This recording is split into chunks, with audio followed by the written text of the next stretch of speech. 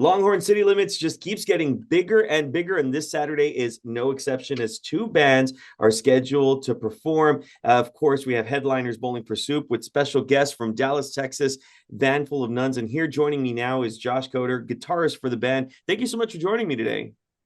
And thank you all for having us. We really appreciate it. So, Van Full of Nuns running with the Longhorns this weekend, but you're no stranger to big crowds. You guys have actually hit the stage with some pretty big names in punk rock, correct? Yeah, we have actually been with Bowling for Soup for a couple of years now. We host a festival and got to book them. Less Than Jake's been on our radar for a couple shows. We got to perform with 303, Story of the Year, Meet Me at the Altar, Atari's Red Jumpsuit. It's been a fun journey with what we've gotten to do. So It sounds like a lot of fun. So, we have to ask you, Van Full of Nuns, how did the name come about?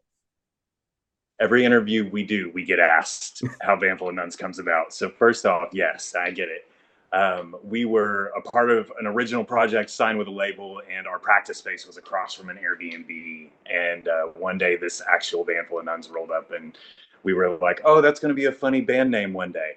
Okay, well, fast forward to about 6 months later, and we had an opportunity at the House of Blues to do an after party for Taking Back Sunday, and they did not, on our label side, let us do it. And so we were like, okay, we can go in as another name.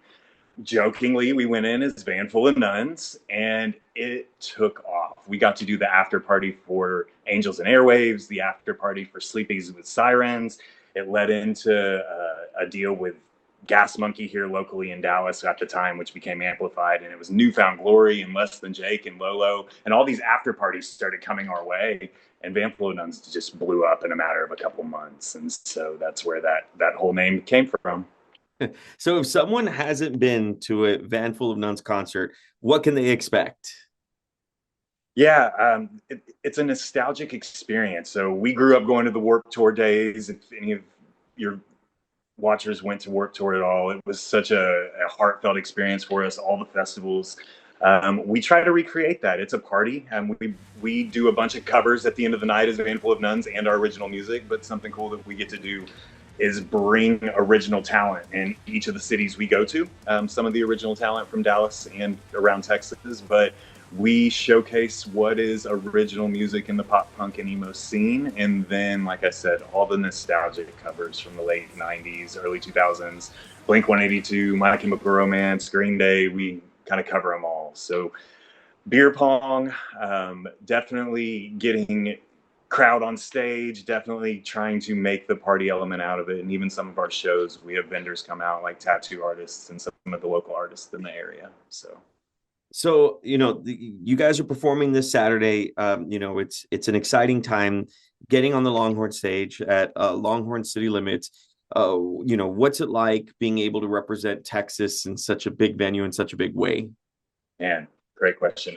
My family is from UT. I had a couple graduates from the Austin area. We have worked with Austin artists forever. We have booked our festival down there for 5 years in Buda.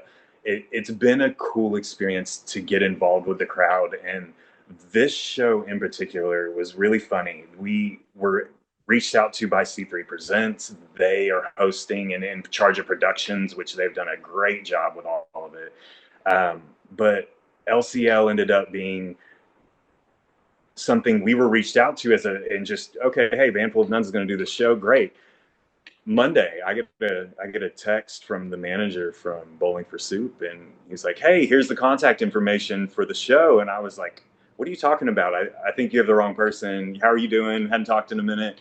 He's like, "No, aren't y'all on the show this weekend?" And we're like, "Yeah, at Longhorn City Limits." He's like, "Yeah, we're playing with you guys."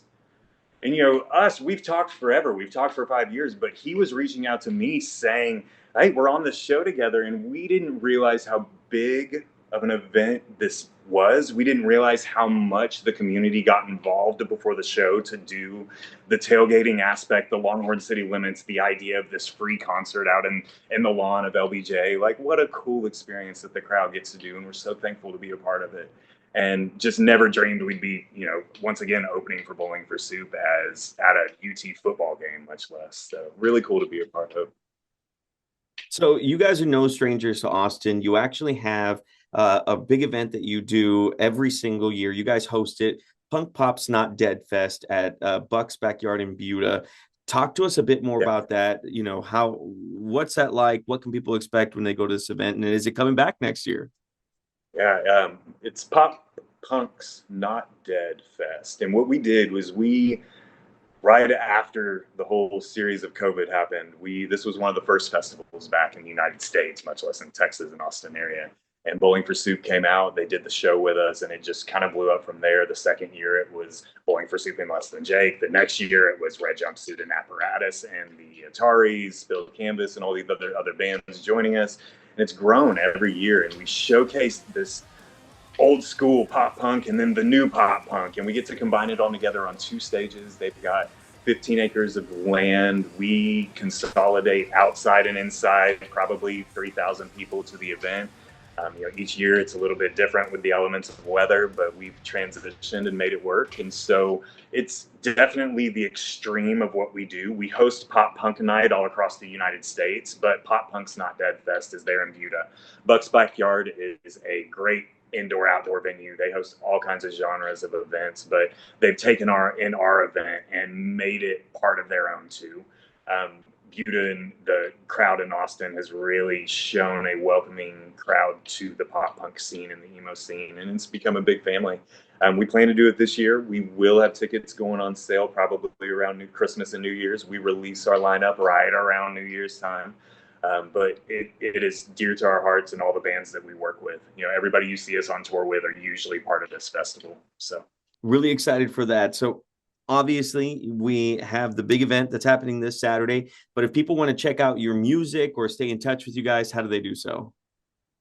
yeah, you can find our music in all streaming platforms, Spotify, iTunes, YouTube. You can follow us on Instagram and Facebook. But if you go to our website, you can actually see what the upcoming shows are. And like I said, we do travel across the U.S. We come back through the Austin area every once in a while, and thankful to host our festival there every year. But through our website, vanfulofnuns.com, and or all of our social media pages at Vanful of Nuns, you'll be able to reach out to us, email us, message us directly. Our team is on it. We have some of the best marketing people on our side, and we really just try to get engaged with our audience and our fans as much as we can. Of course. Well, Josh, we're excited to check out Van Full of Nuns this weekend, and thank you so much for talking to us. And I appreciate y'all. Thank you.